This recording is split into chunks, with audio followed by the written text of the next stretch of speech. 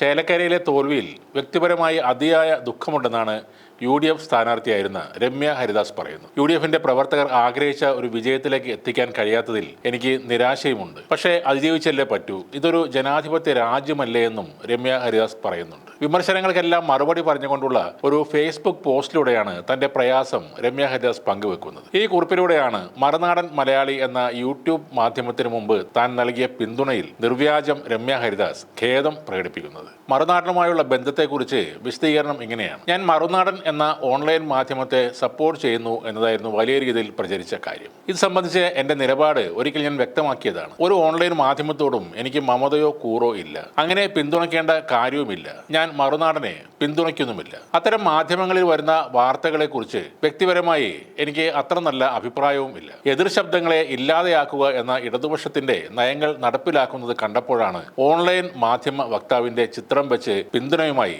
രംഗത്തെത്തിയത്. അത് അദ്ദേഹത്തിന്റെ എല്ലാ വാർത്തകൾക്കുമുള്ള എന്റെ പിന്തുണയോ ആ വ്യക്തിക്കുള്ള പിന്തുണയോ ആയിരുന്നില്ല. എന്റെ പ്രിയപ്പെട്ട എന്നെ വിശ്വസിക്കുന്നവർക്ക്, സ്നേഹിക്കുന്നവർക്ക് അന്നത്തെ പിന്തുണ വേദന സൃഷ്ടിച്ചു എങ്കിൽ ഞാൻ നിർവ്യാജം ഖേദം പ്രകടിപ്പിക്കുകയാണ്. ഇതാണ് രമ്യ ഹരിദാസ് മറുനാടൻ ഷാജനെ കുറിച്ച് പറയുന്നത്. സോഷ്യൽ മീഡിയയിൽ ഷാജൻ സ്കറിയക്കൊപ്പമുള്ള ചിത്രം വെച്ച് പിന്തുണ പ്രഖ്യാപിച്ചതിനെ നിർവ്യാജം ഖേദിക്കുന്നതായും രമ്യ ഹരിദാസ് എടുത്തു പറയുന്നുണ്ട്. തനിക്ക് ജീവിക്കാൻ 2 ലക്ഷം രൂപ പോരാ എന്നും അതുകൊണ്ട് ഒരു കാർ വാങ്ങാൻ പണം പിരിച്ചു എന്ന വിഷയത്തിലും ഒരു മറുപടി നൽകിയിട്ടുണ്ട് ഇവർ. ജനപ്രതിനിധി ആകുന്നതിന് മുമ്പ് നിലമ്പൂരിൽ ജോലി ചെയ്യുന്ന സമയത്ത് ലഭിച്ചിരുന്ന തുച്ഛമായ കൂലി കൊണ്ടാണ് താനും തന്റെ കുടുംബവും ജീവിച്ചിരുന്നത്. കഴിഞ്ഞൊന്നും ഞാൻ മറന്നിട്ടില്ല, ഇനി മറക്കുകയുമില്ല.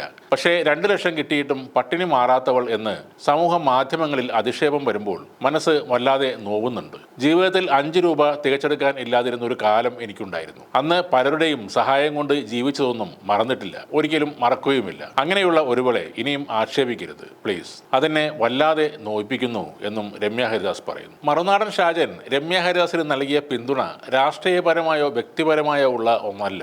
CPM എന്ന പാർട്ടിയോടുള്ള അന്ധമായ വൈരാഗ്യം മാത്രമാണ് ഷാജനുള്ളത്. അതുകൊണ്ട് എതിർ സ്ഥാനാർത്ഥിയായ രമ്യക്കൊപ്പം നിന്നു എന്നേയുള്ളൂ. ഷാജൻ സ്കറിയയുടെ മറുനാടൻ മലയാളി എന്ന യൂട്യൂബ് ചാനൽ ഒന്ന് നോക്കിയാൽ തന്നെ കാര്യങ്ങളൊക്കെ മനസ്സിലാക്കും. ഇപ്പോൾ എല്ലാ കാര്യത്തിലും സംഘപരിവാറിനെ പിന്തുണക്കുക എന്നതാണ് ഷാജൻ സ്വീകരിക്കുന്ന ഒരു നയം. അതോടൊപ്പം നല്ല രീതിയിൽ തന്നെ മുസ്ലിം വിരുദ്ധതയും വിളമ്പുന്നുണ്ട്. എന്നാൽ ഷാജൻ തന്നെ പറയുന്നത് സെക്യൂരിറ്റി ജീവനക്കാരും ഓട്ടോറിക്ഷ തൊഴിലാളികളും മുതൽ IPS IAS പ്രൊഫഷണലുകൾ വരെയുള്ള സകലരും നിശബ്ദമായി ഒപ്പം കൂടെ നിൽക്കുന്നു എന്നത് തന്റെ ബലമാണെന്നാണ്. തന്നെ വേട്ടയാടുന്നത് നിങ്ങളുടെ ഭയത്തിന്റെ സൃഷ്ടിയാണ് എന്നൊക്കെയാണ് ഷാജൻ അടിച്ചുവിടുന്നത്. നേരത്തെ സ്ഥിരമായി ഷാജൻ സ്കറിയയുടെ പുറകെ ഉണ്ടായിരുന്ന ഒരു നേതാവാണ് PV അൻവർ. ദിവസങ്ങളോളം ഷാജൻ സ്കറിയ ഏതോ കുറ്റിക്കാട്ടിൽ ഇരുന്നൊക്കെ വീഡിയോ ചെയ്തിരുന്നു. പിന്നീട് പല കേസിലും മുൻകൂർ ജാമ്യം എടുക്കുകയുമുണ്ടായി. ഷാജനുമായി ലണ്ടനിലെ എയർപോർട്ടിൽ വെച്ച് പ്രശ്നം ഉണ്ടായെന്ന് പറയുന്ന രാജേഷ് കൃഷ്ണ എന്ന വ്യക്തിയും ഈ ഷാജന്റെ പേരിലുള്ള കേസുകളെ കുറിച്ച് പറയുന്നുണ്ട്. 100-ലേറെ കേസുകൾ ഇയാൾക്കെതിരെ ഉണ്ടെന്നാണ് രാജേഷ് പറയുന്നത്. സോഷ്യൽ മീഡിയയിൽ ധീരനായി അഭിനയിച്ച് നിൽക്കുന്നു എങ്കിലും കേസുകൾ